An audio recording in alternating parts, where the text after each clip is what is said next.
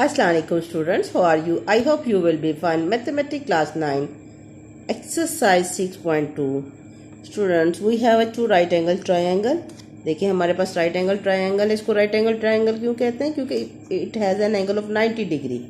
ऐसी ट्रायंगल जिसमें एक एंगल 90 डिग्री है उसको राइट एंगल ट्रायंगल कहते हैं. राइट एंगल ट्रायंगल में ये एंगल हमारा एक 90 और ये अदर एंगल थीटा है. अब थीटा के 90 एंगल के सामने जो ऑपोजिट साइड होती है वो हमेशा हाइपोटेनियस है. ठीक है, ये तो हमारा हाइपोटेनियस हो गया. और एंगल जो थीटा जिसको हम कंसीडर कर रहे हैं इसकी ऑपोजिट साइड परपेंडिकुलर और जो रिमेनिंग साइड है वो हमारा बेस होती है.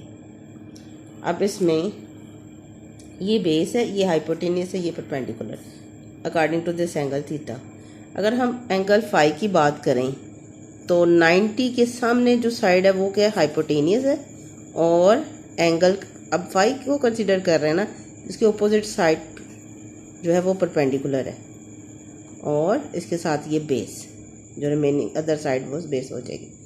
यानी जिस एंगल की बात करेंगे उसके सामने वाली साइड ऑपोजिट साइड परपेंडिकुलर हुआ करेगी. ये देखें, इसके ऑपोजिट साइड क्या है? ये परपेंडिकुलर है, ये हाइपोटेनियस, ये बेस.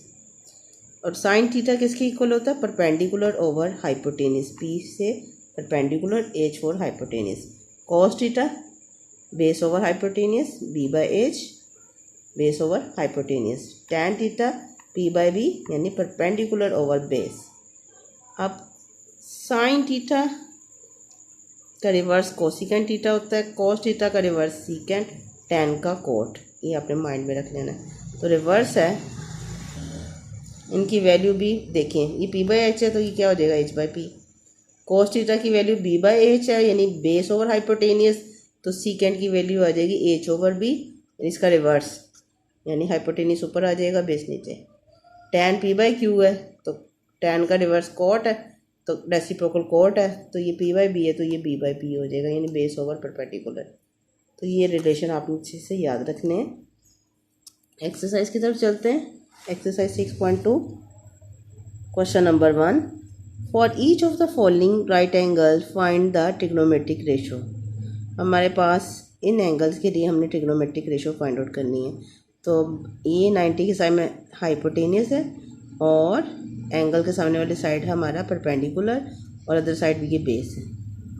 साइन थीटा किसकी इक्वल होता है ये आपने माइंड में रख लेना है. साइन थीटा है पी बाई एच यानी perpendicular over hypotenuse. Cos theta B by H यानी base over hypotenuse. Tan theta P by B यानी base over perpendicular over base. Sine और कोस को डिवाइड करें तो एच एच से cancel out तो P by B यानी tan theta आता है. अब साइन थीटा की वैल्यू क्या है? P by H. तो पी हमारे पास 4 था और एच 5 था, तो ये देखो 4/5. कोस थीटा की वैल्यू क्या है? B by H. बेस हमारे पास 3 है और एच 5 है, 3/5. टैन थीटा की वैल्यू क्या है? P by B. पी हमारे पास 4 था और बी की वैल्यू 3 है, 4/3. आपने ये वैल्यूज़ याद कर लेनी है कि साइन थीटा किसके इक्वल है? Perpendicular over hypotenuse. Cos theta base over hypotenuse. Tan theta perpendicular over base.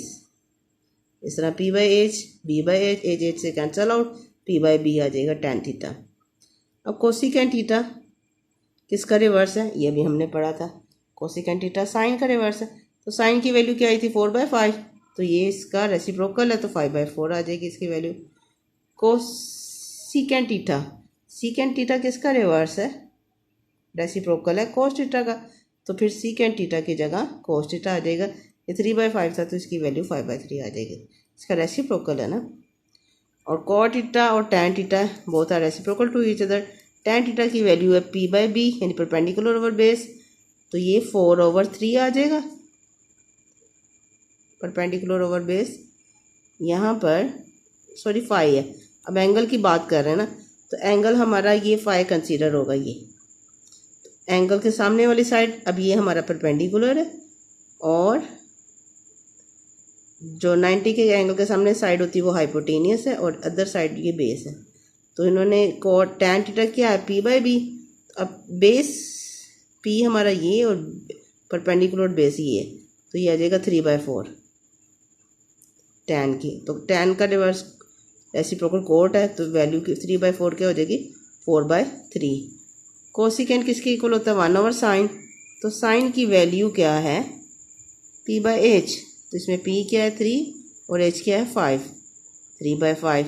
तो इसका जब 3/5 को हम यूँ लिख लेंगे 5/3। सीकेंड है 1 ओवर कोस 5। तो कोस की वैल्यू क्या थी b/h।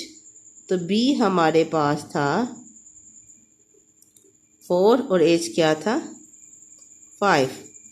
ये देखें 4/5। तो इसको हम यूँ लिख सकते हैं 5/4। और cos थीटा किसके इक्वल है b/h। तो b हमारा यहाँ पर क्या है 4 और h क्या है 5। तो 4/5 इसकी वैल्यू आ गई। स्टूडेंट्स आपने जस्ट पहले ये फार्मूले याद करने हैं कि साइन थीटा किसके इक्वल होता है p/h, cos theta b/h, tan theta ये हमारा p/b।